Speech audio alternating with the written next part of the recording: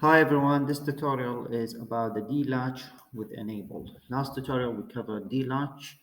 This time we're gonna go over the D-latch enable. So the D-latch is shown below has enable input. So when the E input is 1, the Q output follows the D input.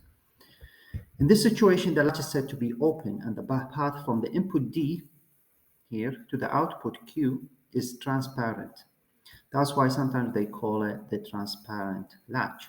So when E is 0, the latch is disabled, or in other words, is not working or closed. And the Q output retains its last value independent of the D input. So basically just stays the same. So let's have a look at this example. So we have this is a D latch with enable. Don't worry too much. There's a lot going on in here, but I'll explain it now for you. So we have D coming in, and we have E, which is the enable. Okay.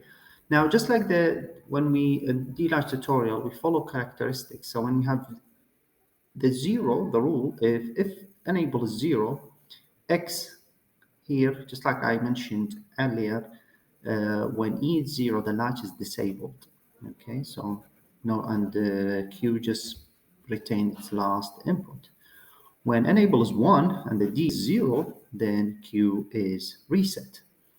And 1 is 1, basically Q is 0, which is reset state. And then when it's 1 and 1, Q is 1, which is set state. So let's have a look. So here we have the D is 0. So D is 0 coming in into this NAND gate, which is here, it comes in 0, the input.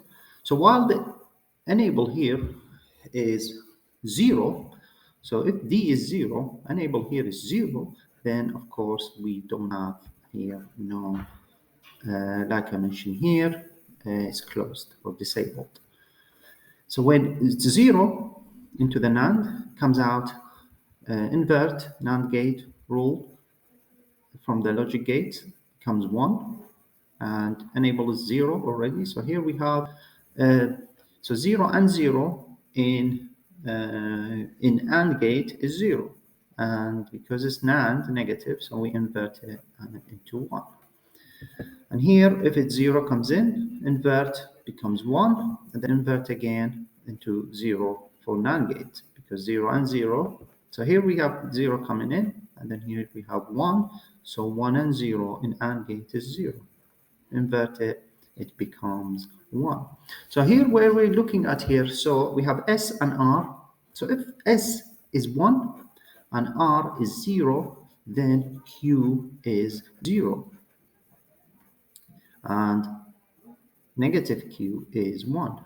And if we have the outcome from here is 0, as you can see here, and so let's say if the R is 0, sorry, if the S here is 0 and the R is 1, then we have the Q, because it comes here, go back up again, back again into this NAND gate, out again, back again into the second NAND gate.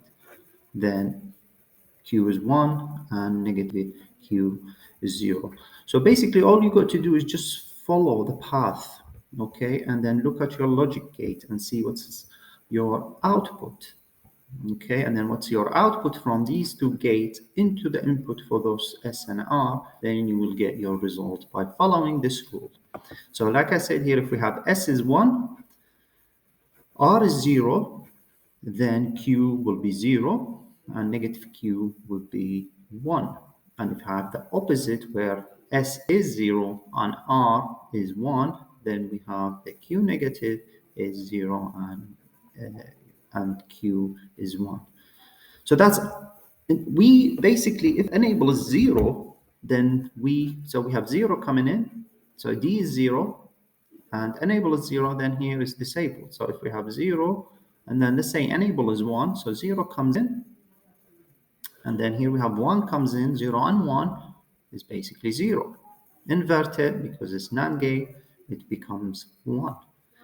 And the same for this, coming in as 1 in here, and 0 coming in, invert 1, let's say 1 and 1 in AND gate is 1, inverted becomes 0. And that is basic rule of D-latch enable.